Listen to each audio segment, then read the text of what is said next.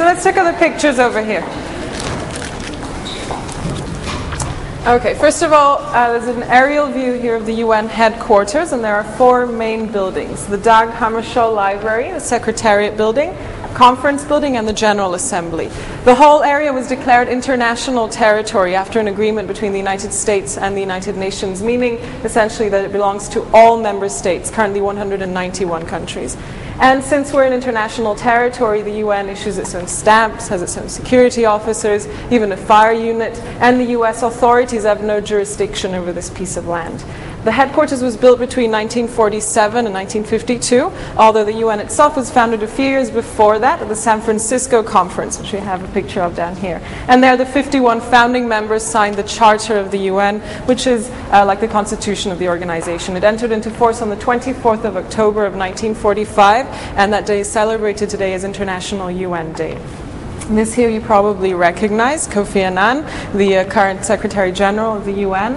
He's from Ghana, and as a Secretary General, he not only holds the highest position in the administration, but also plays a political role as a mediator between member states. The UN Secretaries General are elected for 5-year terms by the General Assembly, and Kofi Annan is in the second year of his second term currently. These are his predecessors. Trygve Lie from Norway was the first Secretary General, followed by Dag Hammarskjöld from Sweden, U Thant from Myanmar, Kurt Waldheim from Austria, Javier Pérez de Cuellar from Peru, and Boutros Boutros-Ghali from Egypt.